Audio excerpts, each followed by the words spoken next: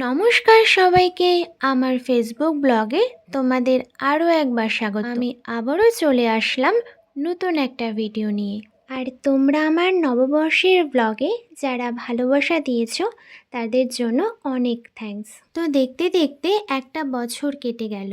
একটা বছর কিসের জন্য বললাম, আমি আমার ফেসবুকে ফার্স্ট ভিডিও ব্লগ আপলোড করেছিলাম, আমার বাড়ির পূজার ব্লগ। তো আমার ফার্স্ট ব্লগে তোমাদের থেকে অনেক ভালোবাসা পেয়েছি, সেই জন্যই বললাম একটা বছর কেটে গেল। এর মানে এটাই, তো এবারও আমাদের সেই বাৎসরিক পূজাটা হবে, তার দিন ঠিক হয়ে গেছে। তো আমাদের পূজা হবে সোমবার, আজ কিন্তু শনিবার। আর বাড়িতে পূজা হলেই তো কত রকমের কাজ থাকে না। আমি আমার মা কিন্তু একটা সপ্তাহ ভরে গোটা ঘর বাড়ি সব কিছু পরিষ্কার করেছি।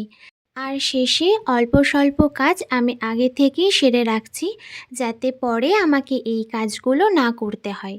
দেখো, তোমাদের সাথে গল্প করতে করতে আমার ঘরের কিন্তু মোটামুটি কাজ হয়ে গেছে। কি খাচ্ছিস তুই? আচার। কি বাজে জিনিস খায় সব সময়।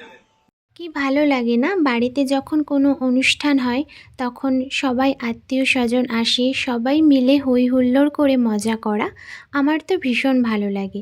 ভালো লাগে, তবে তার আগে যে এই কাজগুলো, ইস, ওটা শুধু বাড়িতে যে থাকে তাকেই করতে হয়, বাকি তো সবাই মজা করতে আসে।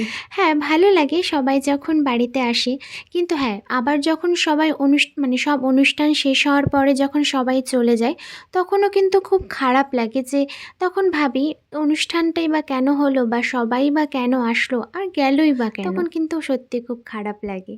আর আজকে সকালে আমার দিশোনাও চলে এসেছে ঠিকই, শুধু বসে থাকার জন্য। ওরও কাজ আছে, ওর কাজ পরে আছে। ঘরের কাজগুলো ওই টুকটাক তো আমিই করব, থোড়ই না ওকে করতে দেব।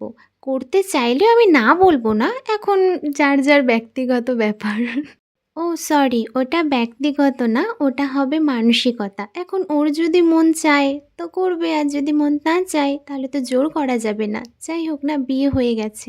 এই তো আমার ঘরের সমস্ত কাজ কমপ্লিট। আর চলে এসেছিল আমার একটা পার্সেল, এটা আমি অনেকদিন আগে অর্ডার করেছিলাম। এটা হচ্ছে ট্রাইপড, আমার ভিডিও করতে খুব সুবিধা হবে। আর বোনের জন্য আমি এখানে বানিয়েছিলাম সুন্দর একটা জামা, আর বোনকে আমি সেটাই দিয়ে দিলাম।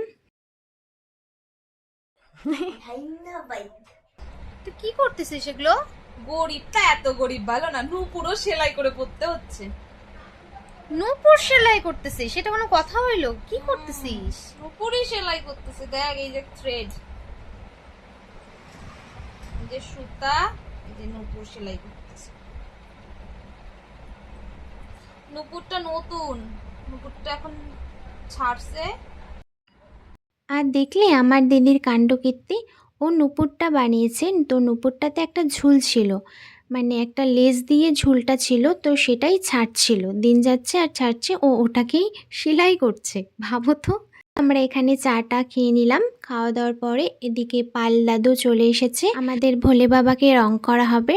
তো বাবা পুনরায় আবার নতুন করে সেজে উঠবে। আর আমাদের পূজায় সবথেকে ইন্টারেস্টিং ব্যাপার হচ্ছে এটাই লাগে, যখন বাড়িতে সমস্ত কাজ করা হয় মনেই হয় না পূজা পূজা, যখনই পাল দাদু আসে তখনই মনে হয় হ্যাঁ এবার ফাইনালি আমাদের বাড়িতে পূজা। আর এটা হচ্ছে আমার কাকা, ঠিক আছে, কাকা আর বাবা মিলে এখানে হিসাব করছিল, আর মা এদিকে পুজোর বাসনগুলো বের করছিল।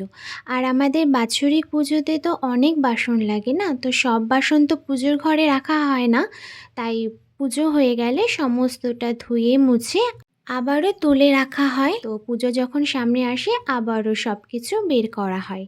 আর এবার নতুন একটা গ্লাস কিনেছে, তো বাবাকে ওটাই দেখাচ্ছিল যে আমি দেখো নতুন দুটো গ্লাস কিনেছি। আর বললাম না যে বাবা আর কাকা মিলে দুজন এখানে হিসাব করছিল, তো এদের পুজোর হিসাব চলছে, কি কতটা কি আসবে না আসবে দুজন মিলে তাই সামলাচ্ছে।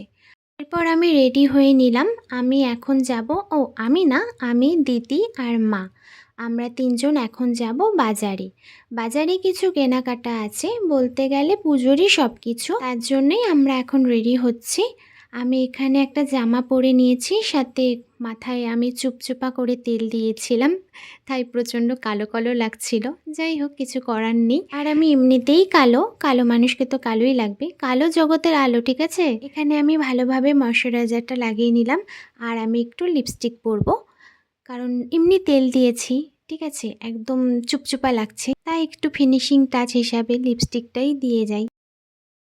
এই তো আমি রেডি, এবার বেরোনো যাক।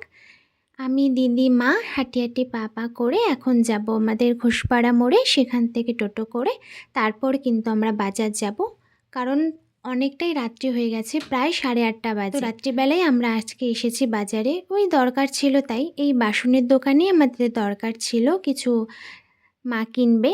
আমাদের সব কেনাকাটা শেষ, বালতির ভিতরে অনেক কিছুই আছে, বালতি নিয়ে মা চলছে। আজকের মতন বাড়ি যাই, আর আমি ভিডিওটাও এখানে এন্ড করছি। ভিডিওটা ভালো লাগলে অবশ্যই লাইক করে দিবে, আর এর পরের পার্টটা পরের ব্লগে আসছে। ততক্ষণের জন্য টাটা।